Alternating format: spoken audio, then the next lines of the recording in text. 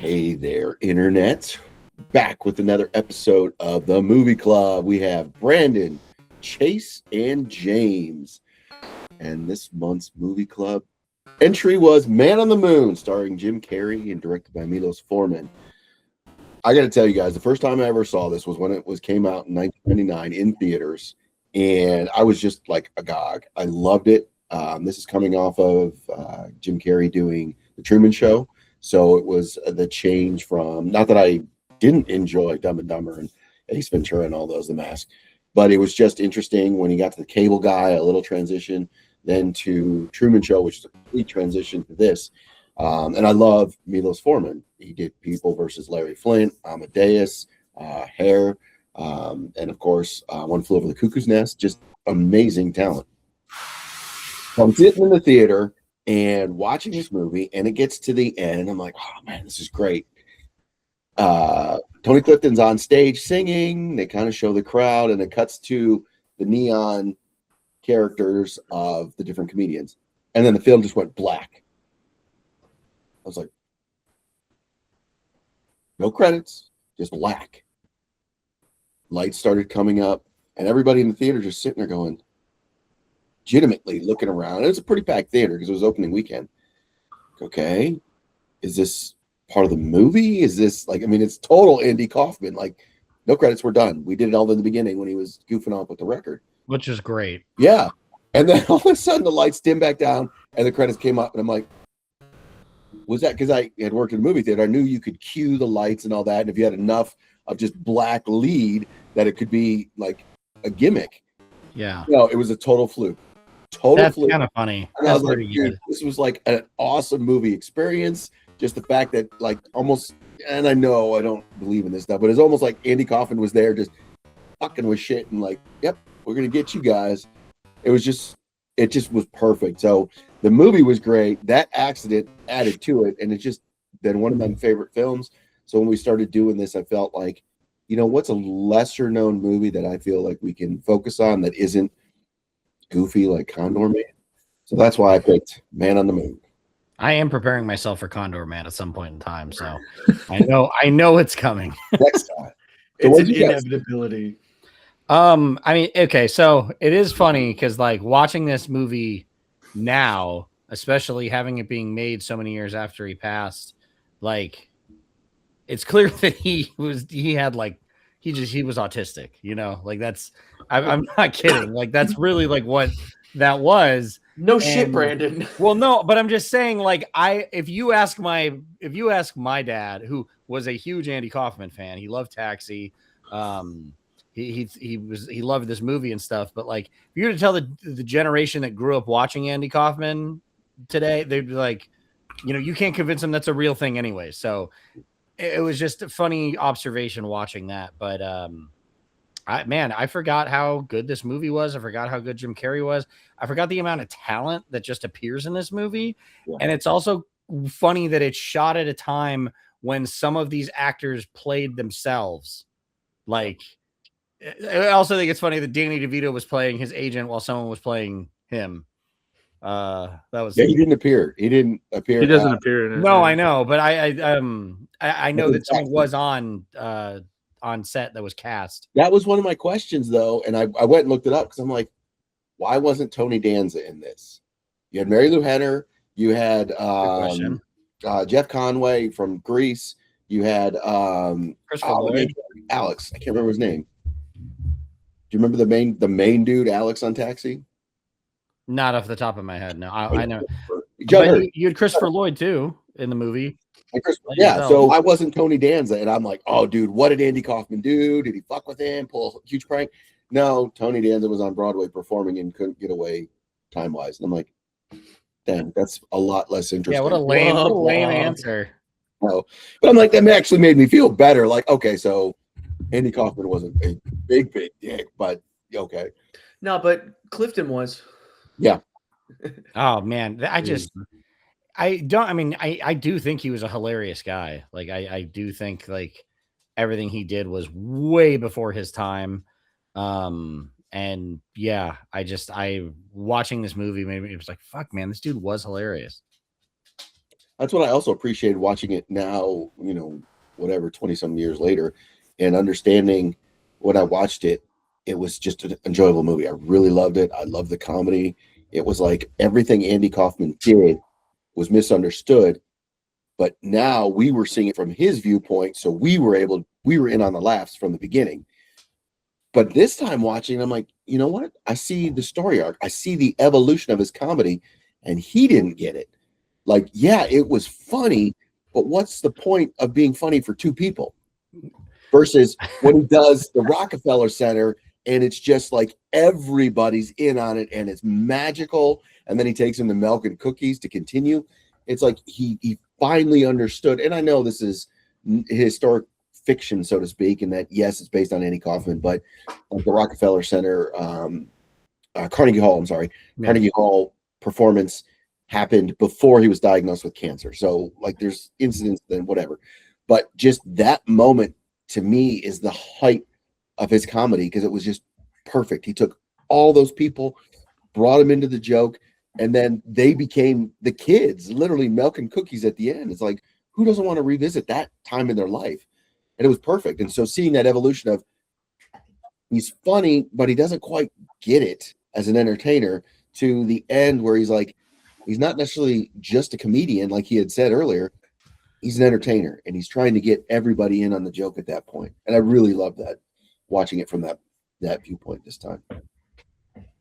It's very interesting to watch that progression because it's like you said, he himself didn't quite understand the humor and what made him funny. He just did stuff, and it's what I find so fascinating is his best bits were ones he refused to do again because he felt such hatred that the audience liked anything he did. And it's so curious to see how he was a funny guy, but he almost hated being funny when it wasn't his original and complete control over what was happening. I mean, the Great Gatsby scene is perfect evidence of that. He's lashing out at the audience because he doesn't want to be one thing, but it's like, dude, sometimes you gotta be okay with that. But that shit, like it's funny to hear like that. That's kind of what like Jimmy was saying about his comedy is it took him a while to realize he has to get everybody else in on the joke, because hearing that he went to a party college to perform and then reads The Great Gat is fucking hysterical, but it's not funny for any of the people that had to sit in an auditorium. But like, that's also fucking like that is fucking hysterical. That's great. But even Bob Zmuda didn't want to do it. Mm-hmm. Like the guy who knew his jokes and knew his inside stuff was like, no, sitting on the book, like, no, don't do it. Mm-hmm. Like, yeah, Andy was definitely always his own joke master. I don't think he was necessarily trying to be funny. I think he just wanted to get a rise out of people. Whatever that looked like, that was success for him. Like any reaction. There's that scene when DeVito's character is talking to him, and he's like, "They hate you, man," and he's just grinning. Yeah, he has the biggest smile on his face. He's like, "Don't make me laugh right now." But I think that's also a position because they show his transcendental stuff, and he doesn't want the negative. So I feel like that's why he created Tony Clifton. But then when it starts bleeding in with the wrestling and Jerry Lawler and stuff, it's almost like that's when I can't remember the exact timeline of the story, but he gets diagnosed with cancer soon after. And it's like, yeah, dude, you brought all this negativity upon yourself that allowed to get in your body according to what he believed. It's like, look what happened. And then had that evolution. I do want to say though, and this is when I feel like this is going to be like when Jimmy talks about Cleveland. But Andy Kaufman literally put his career on the line just to put over pro wrestling. He's the man. I love Andy Kaufman. I love that bit on David Letterman. Some of those words we can say. Yeah, that was good. It just continues. And I remember seeing news clips, not live, but just seeing like Jerry Lawler and whatever the real Andy Kaufman had been doing. And just been like, silly, what?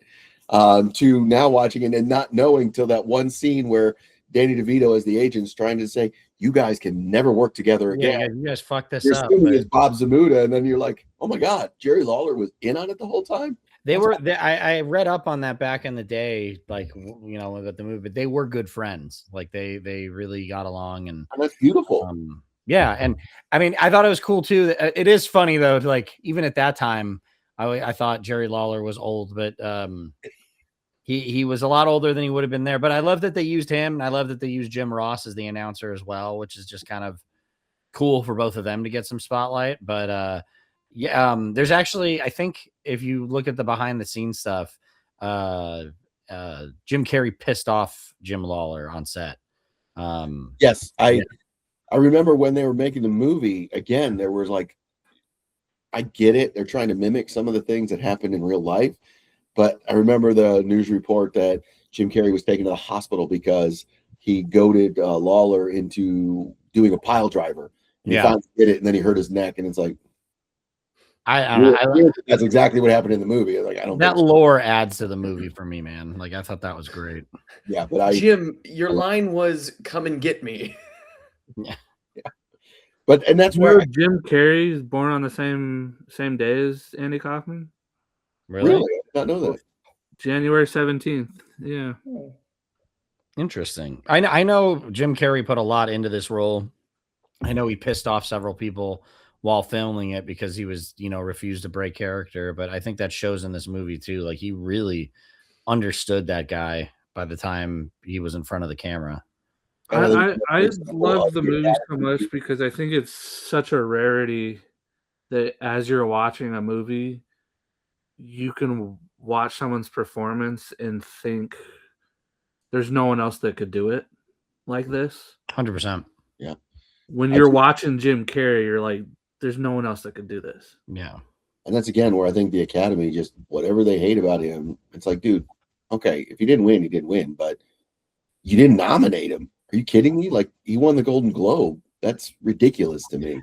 I feel like the Academy has really grown in the last like 5 to 10 years. I'm seeing a difference lately. Like they are, and I don't know if they're doing. I hope it's a genuine thing. I'm sure there's part of it that feels like obligation, but the people that, you know, win for the most part have been super deserving of it and to be nominated. And that was at that time too. Like, if you remember, like Truman Show, Majestic, and this, people were, I mean, I loved all three of those movies. I'd always been a Jim Carrey fan, but I remember specifically like the Majestic and kind of Truman Show of people being like, dude, like, he's supposed to be funny in movies. Like, there was that time in Hollywood when it's like you couldn't jump away from television, or you could go from drama to comedy because they're like, oh, look at how much funny he is. But if you were a comedic actor, a lot of people were like,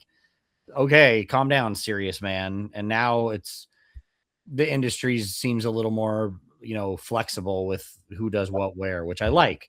But I think that's another thing outside of this movie, or with this movie, outside of the movie itself, of how different it is now. Like, if this got released today, without a question, I think he would have been like talked about, nominated. But back then it was still kind of this like, I don't know, man. I remember he was talking with his butt. Exactly. Ask you a question. Yeah, which also, whatever, it's fucking hilarious. Kiss my ass. Again, shows how talented he is. Yeah, I think Jim Carrey is very talented. God, he's good.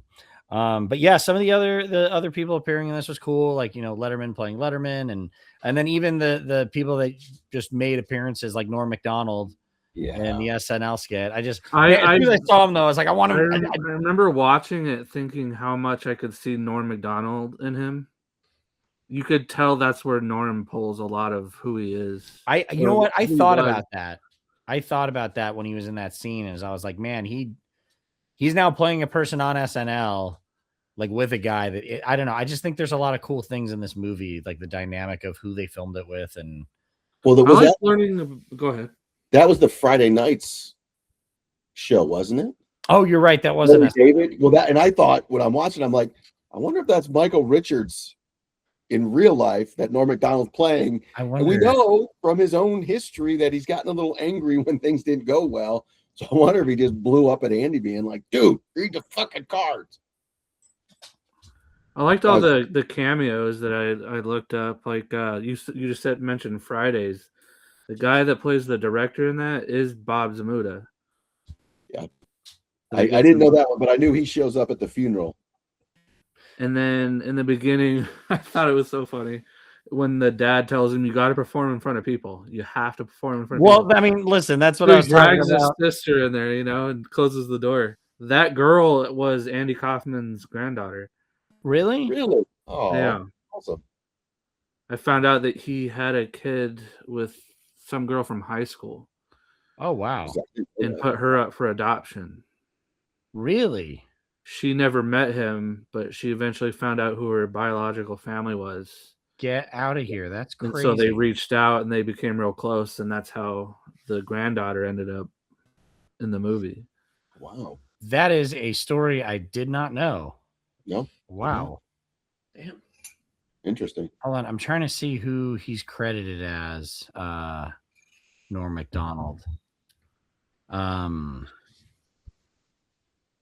on. Do you remember the part where Lorne Michaels gets on TV after, I think it was after the Mighty Mouse performance? Yeah. And he tells everyone, I want you guys to... No, that's after the Friday night thing. Yeah. Well, no, it was actually after wrestling. The wrestling thing, yeah. That was wanted the people to vote. Yeah. Whether to keep Andy on or off SNL. And the thing they didn't talk about, I looked it up, and it said that he wasn't so much embarrassed that he got voted off. It says he was voted off by 195,000 to 169,000. Let's see. Damn. Said it was his career was considered a flop, not because of the difference of nearly 25,000 votes, but because nearly 500,000 people had participated in a similar stunt the previous October, in which the question was whether to cook or release a lobster. Having more people care about the lobster than Andy made a larger impression than the result of the vote. Wow. Well, we all know he was thrilled to have that contract terminated. He didn't much care for it. But yeah, I too would be mad if people cared more about a lobster than me. Well, no, that was the SNL. That wasn't Taxi. Yeah. I thought that was part of the contract, though, was the SNL. Oh, no, because Taxi got canceled. It's the SNL. Okay. I like the part where he was giving the director a hard time because he wanted the screen to be messed up. Yeah. He's like, but they'll get up from their chairs. And then they're showing it to the executives, and the dude literally just gets up and starts smacking the TV. And again, there's only one person in on that, and it's the main executive dude who's in Ghost. But yeah. So Norm Macdonald is uncredited in that movie, but he's uncredited as Michael. So I think you're correct. That was a very good call there, Jimmy. Well, it was fun because I knew obviously Norm Macdonald wasn't old enough to actually be on the show. Neither I can't remember the other actress who's been in a ton of things. I know her as a kid from Sabrina.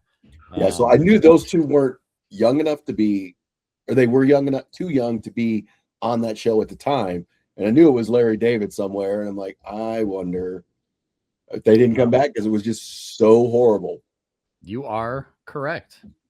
Knowing Kaufman, probably. I really felt like he sort of saw the error in the way he treated people to an extent. Yeah. When he got cancer. Yeah. And no one believed him. That was hard to watch again because you're just like, oh man, like he's really pushed this narrative so far that when he says anything, like before they even say like, you know, no, you don't have it, they immediately think like that's not a bit you're allowed to do. Yeah. And then even as he's explaining it, as they're like, no, you're right, we can work with this. And it's like, no, you're still not getting it. And then even into his treatment when Danny DeVito's like, that guy was on a show with you. And he's like, right, but he's also certified in healing, and I got to take what I can get. And you can see him on his face, like, are you fucking with me still? Like you're really driving this home. And yeah, that has to be it has to be tough, but it says something to, being committed to the bit, dude. And he was committed to the bit. I like in the end when he goes to the Philippines, I think it was. Yeah. And he sees that it's a farce. It's completely fake. Yeah. He couldn't get upset about it. It was like, that was what he does. Yeah. It was like, yeah. And I love it was like the ultimate joke. And I love how the movie ends with him finally getting the audience to sing along with his stupid bit. Yep. Well, it's like when he started opening in the club and he was singing and nobody would sing along with him. And now he's got everybody singing along. And I'm like, that's beautiful. Like the difference in what, it was 80s, like 40 years would have done to his comedy, like with YouTube and social media. Like Andy Kaufman and YouTube would have been a nuclear oh my god bomb for pop culture. Larry David wasn't funny as a stand-up. He wasn't funny on his Saturday night show or Friday night show, but he gets to Seinfeld, he starts seeing success, and then he gets his own show, and it's basically him. And it's like, what changed with comedy? Yeah, it evolved a little bit, but probably us, the audience, being like, oh, cool, we're beyond sort of this sitcom 3-camera setup thing to we're in on your life as far as Larry David. I mean, that's interesting. Yeah. So, yeah, I think you're 100% right that could have easily been Andy Kaufman having his own show or even a reality show. Jesus, how fucked up would that have been? And all you needed to do was live long enough to see the world change for him. We could have seen a movie with like Sacha Baron Cohen and Andy Kaufman in it at the same time. Oh, like that would have been nuclear. Just messing with people. Just been like, this is Neighbor Man. It would have been banned. Funny Neighbor Man. They would have done some. I mean, to think of the extremes that he's done in like Borat and everything else, like you would have heard something on the national news. Oh no, it would have been it would have been an event. Kaufman also almost kills co-star in film. Yeah, just absolutely crazy. But yeah, I love them. And actually it makes me want to watch Taxi. It's funny because my dad has always said that's one of his favorite shows. And rewatching that, I'm like, just to see the cast that they had too. I mean, all the people in that show that went on to not even like just a career, but like big thing in their life and career. I'm curious how that affected that cast's way of operating in terms of contract signing. Because you're in a situation where you're dealing with Andy Kaufman and he's such a difficult person to deal with. Yeah. But they're all not saying anything because they can't do shit. They're stuck. They're all signed to these deals where they can't leave the show. Yeah. I'm curious if that affected any of those actors' careers moving forward. Like, I'm not signing any, 5-year deal anymore. I'm not doing that ever again. That's the one thing I have. I love the drama of the film, but I don't think it was accurate. I looked it up, and they said, the cast, that he was a pleasure to work with. They knew he was Tony Clifton, so there was no surprise when he was being an asshole like that. And the fact that they came back for this movie leads me to believe that they were fond of him. So I don't know where the truth lies in that. Obviously. Are you saying his life was taken out of order for dramatic purposes? No, it was told exactly how it happened. But yeah, so I've thought the same thing. Why would people stay in a show? Well, they're actors, and a lot of them that was their first or beginning, or like Jeff Conway after Grease, it was trying to keep it. And when he says, "Well, you signed a deal, you can't just leave Taxi." You go, well, how long do I have left? 4 years and 7 months. And you make it think like it's been forever, and it's like 6 months. It's like, dude.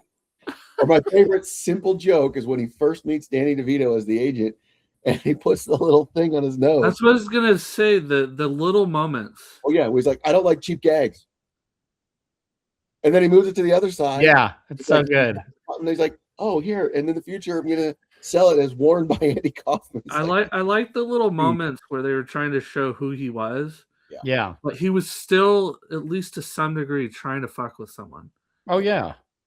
Like the booger. It was just he's just moving it to it's so fucking funny. But like imagine like the amount of annoyance you've put your own family through for it to get to a point that you go to a doctor that shows you have cancer and they're like, he probably rigged the whole hospital, like as if he, rented out a building and fucking it's just sneakers. What doctor wears sneakers? Yeah, like all of them.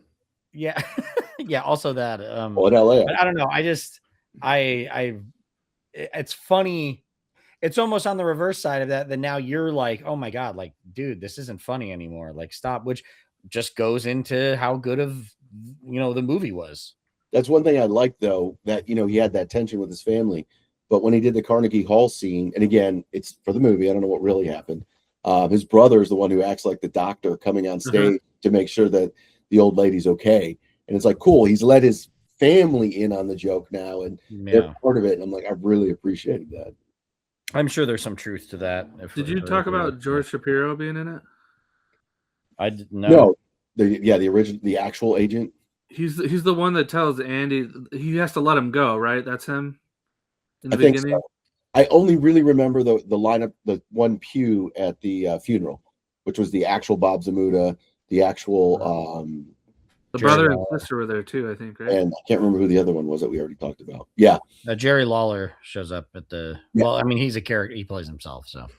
No, Jerry Lawler plays himself in this. You know what, James? I've had it with. No. You.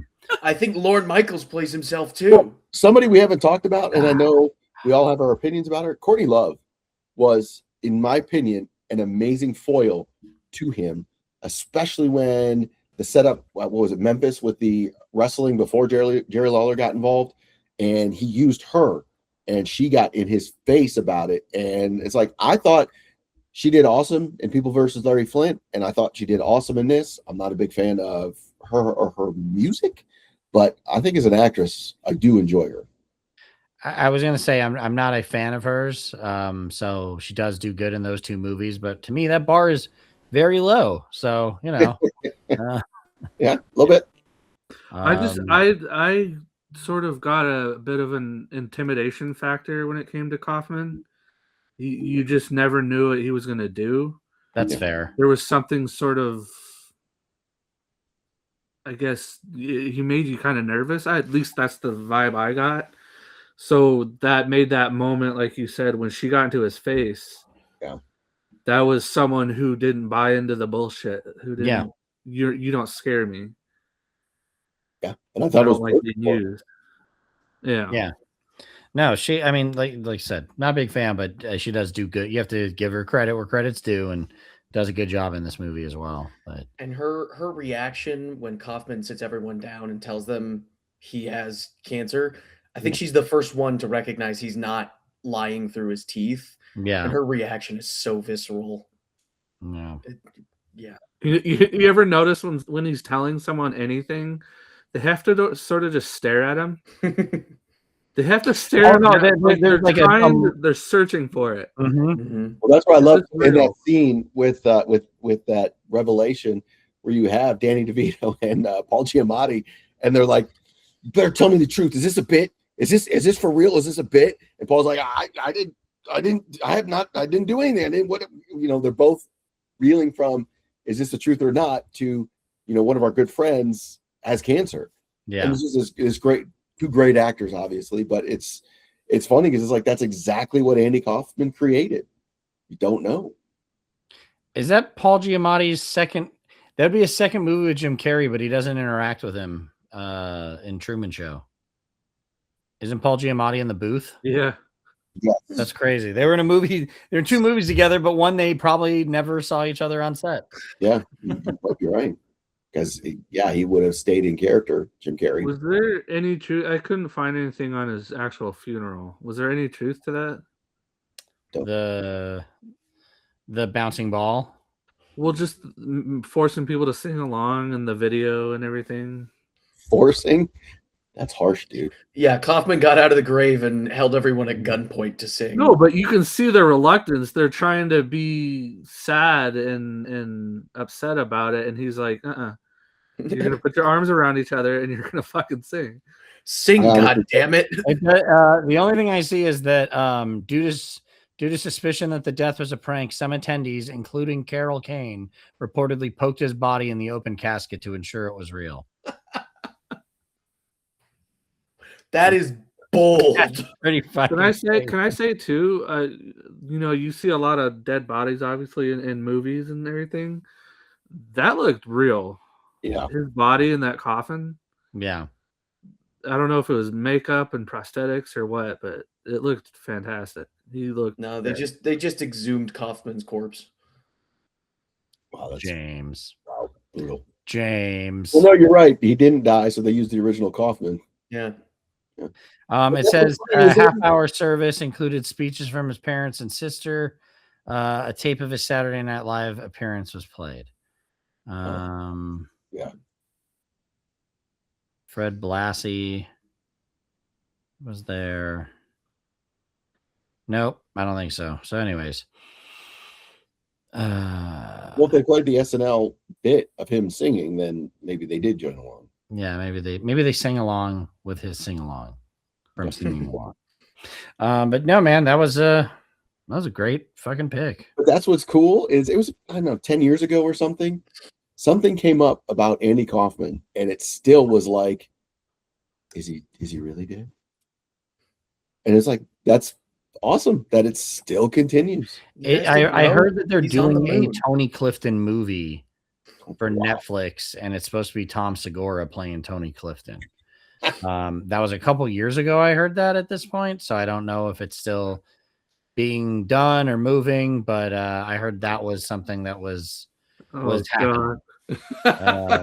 I'd kill for a Goodfellas styled movie where it's just Tony Clifton. What? But that was another thing. There's a comedian named, I think his name Neil Hamburger, who's kind of like a more aggressive Tony Clifton. Like he just bombs on purpose, and then when people start heckling him, that's when he starts, rolling. But man, what if imagine paying to go to a dinner with a show, and that asshole comes out. Also, I like when Danny DeVito's like, let's just be clear, you are hiring Tony Clifton. Yes, you're not hiring Andy Kaufman. But that's also great when I can't remember where they're performing, but where Andy comes out and does the bongos as Tony's performing, and they get in a fight, and then they go backstage, and again, Danny DeVito as George is like pissed off at what is going on, opens the door, Johnny, close the door, and like, yeah, just perfect storytelling. It's so good. They were committed to the bit, and I'm always going to respect everyone committed to the bit. And even at the end of the movie, where I get it, it's movie magic, but Paul Giamatti is in the audience. Yeah. Tony's on stage. I'm like, beautiful. Perfect. Yeah. Love it. That was really well done. Yeah. Yeah. I've liked this movie for a very long time. From the moment we saw it, I was a little nervous when I went to go see it, only because of all the weird media promotion, fake news leading up to it. Again, this is 1999, folks, so it's not what it was today with the internet and stuff. So it was like, oh man, is this another like almost cable guy, like just out in left field that Jim's doing weird things and maybe not make sense? All came together perfectly. Yeah. I like that story you said though too about the lights coming back. That is a wild thing to happen in a screening for this film. I wish I'd seen it with somebody that I was still talking to, so that I could be like remember that. But yeah, it was so trippy. Crowd was like, "Are we done?" And the people that don't ever want to wait did leave. Nobody ran to talk and be like, "Hey, is the movie over or not?" Because remember, it's the first time. It seems like the movie's going to be over, but is there a He literally talks about that in the opening credits about trying to get rid of the people that don't want to. Exactly. So it's like, is this just another bit? It's just beautiful. Perfect. Movie's over. That I also had to wait for the DVD to be like, was it real? I gotta find out if it was in the end of the DVD because I mean, the opening of that movie is also great. Like it really It's so funny. It forgot about really it. puts you exactly where his sense of humor was, so you have an idea of what to expect. Like I just thought that was so like even like the Mighty Mouse skit, like the just waiting and waiting and waiting just for the one line, and I thought that was such a good way to get everybody understanding what they're about to be a part of. Well, how genius is Lorne Michaels? Like he saw it, he put him on SNL. Yeah, I mean that's impressive at that stage and area. Yeah. He was doing this experiment, and he's genius. Let's put him on. I like the part when he's standing there before he starts the Mighty Mouse song, and he's just looking. Yep. And the guy leans over to Lorne Michaels and said, "This is dead air," and he just nods like, "Just wait." That's the Just damn wait. point. Let him go. Let him go. Like, And then he does it, and then the one point where he goes to do the line, and it's the wrong time. He's like, Uh-huh. and the audience just laughs. Yeah, And that was it's cool to see his parents in the audience too, because up to this point he's just been a knucklehead, so to speak, to them. that's a good point. So they finally see that people enjoy his humor. And what I love about that scene specifically is that right before it, we saw Kaufman was like, well, what's the secret to making people laugh? Silence. And it's so true. If I could sit here and just... Well, not you. Don't say that you can do it. We actually, James, if you do it for the rest of the filming, just sit there like that. And we'll see how it goes. This could be hilarious. Not referring to just today, every filming after. Just moving forward. Let's just okay. See, perfect. So, anyways, anybody want to talk shit about anime? All right, fuck you. That didn't last long. Shit. And yet I still Brennan, made what's you your laugh. shirt? Oh, it's Larry. But it, in Predator, it's pretty good. That's fantastic. Yeah, it's You're wearing Larry David. That's funny. oh yeah, I didn't even think about that, but yeah, because it's the handshake, like in the Predator font. This like is dark from, chocolate.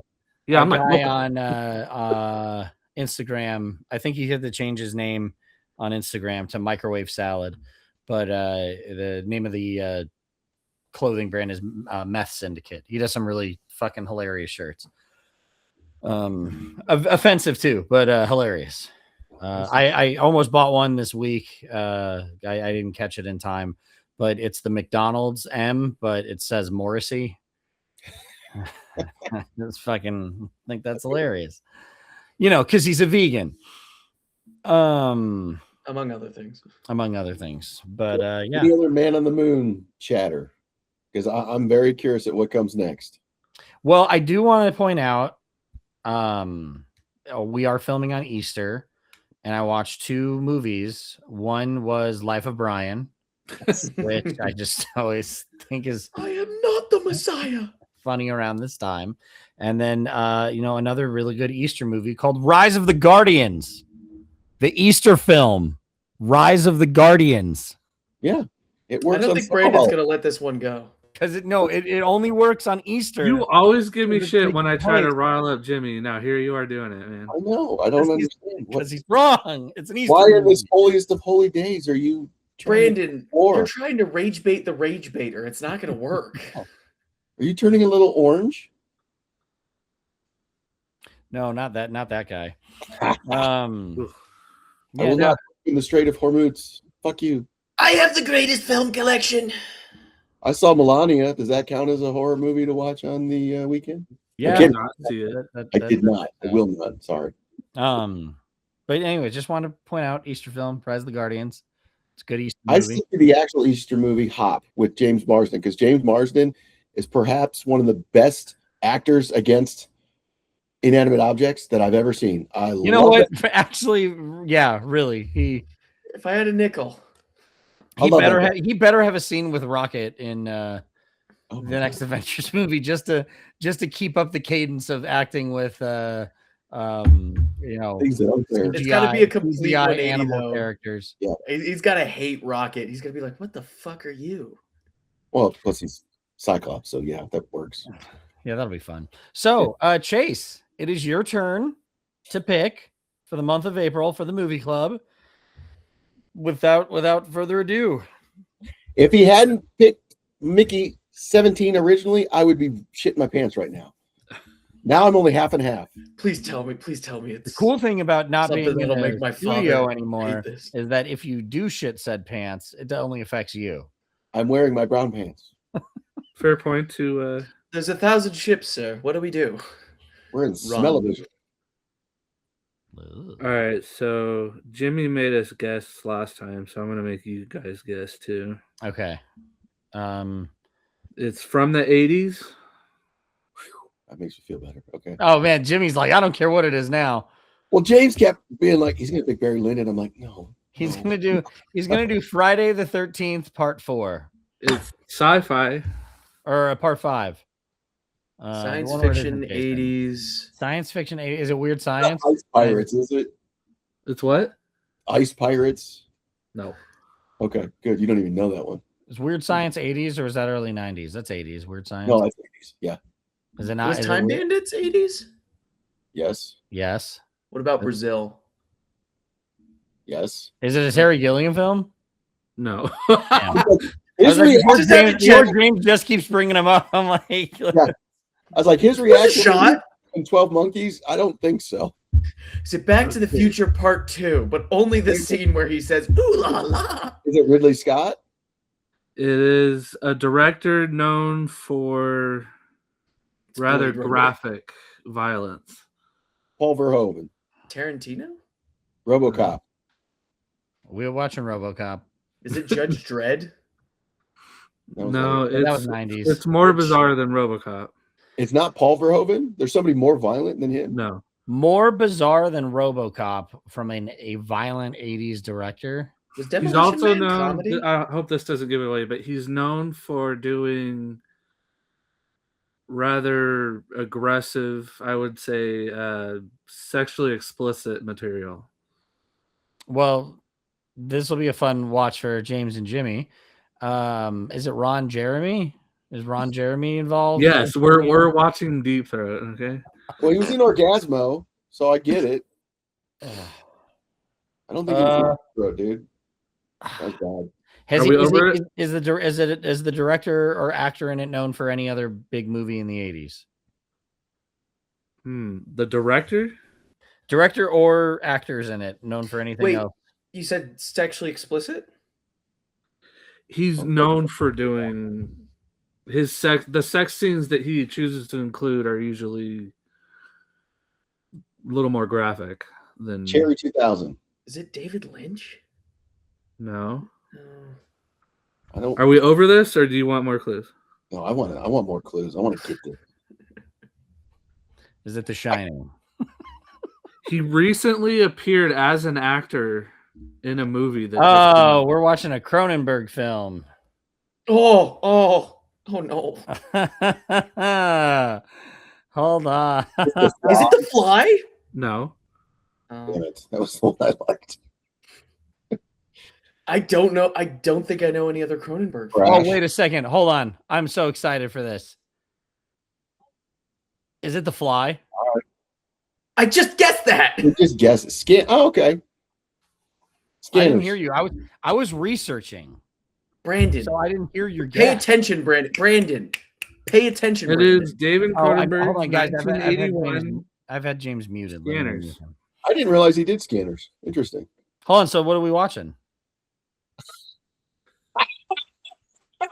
I Now talked it's a over it, comedy. and I didn't see He you lift literally up the just thing. I was fucking arguing announced with it. James. I got so many windows He open. literally just revealed it, announced No, it, he gave it did. its He intro. showed like this much. He went like this. No, but he said David Cronenberg's Fucking 1981. let's go, Scanners. dude. Scanners. Who's on first? Hey, I was arguing with James, and I was closing out windows, and I fucked that up. Brandon, you know what? interrupted I'll give you a Chase. break, Brandon. We're always arguing with James. Is that Brandon, Mike you Myers? interrupted Chase. How dare you? Gosh. Oh, Chase, is that Michael Ironside? I can't remember.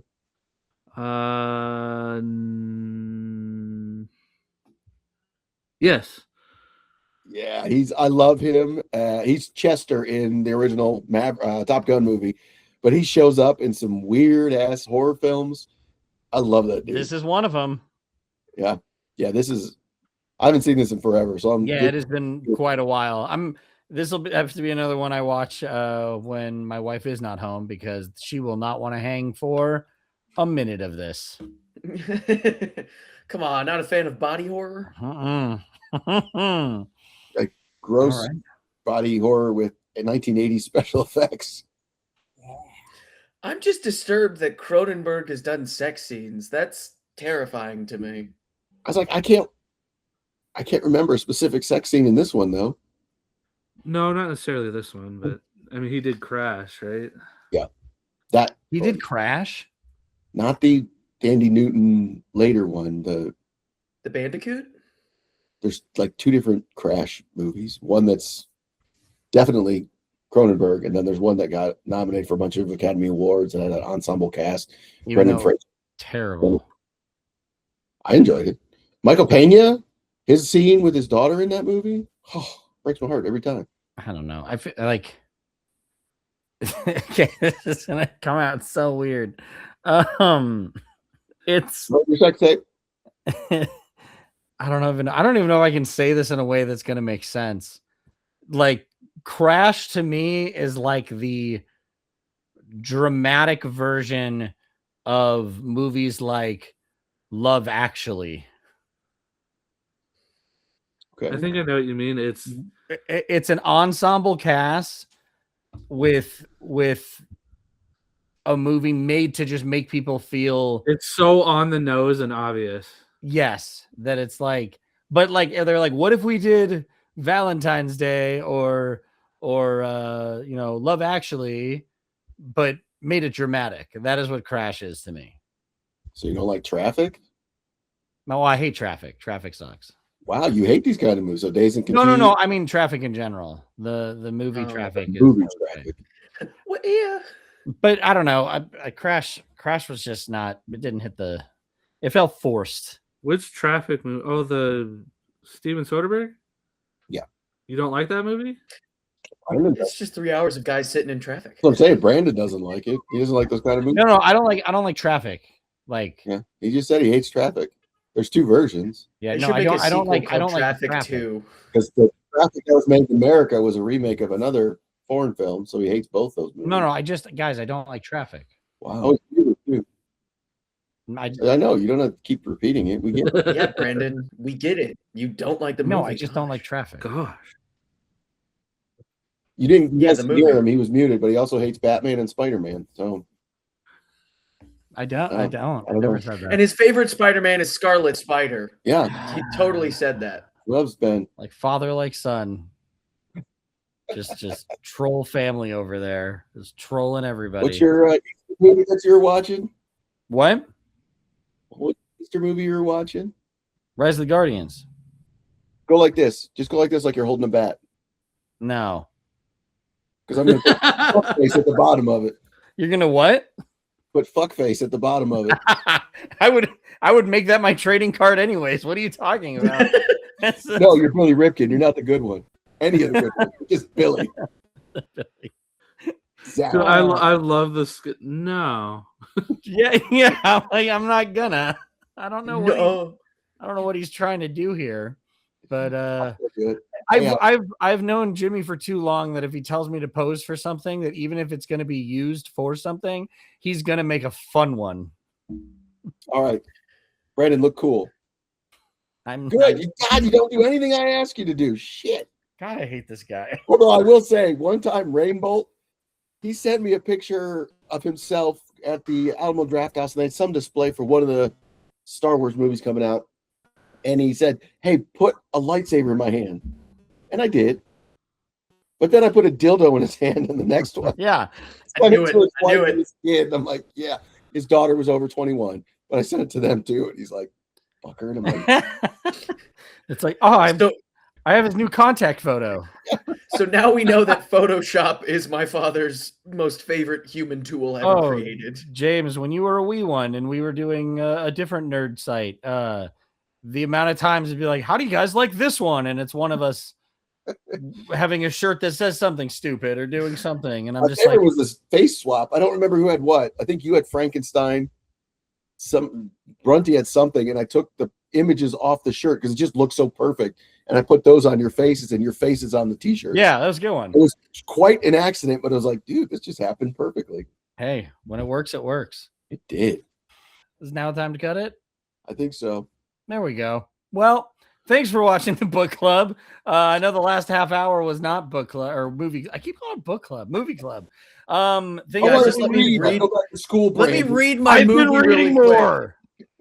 I've been reading more. I've been reading. So proud of you, Brandon. You should be. What's your words per minute? 3?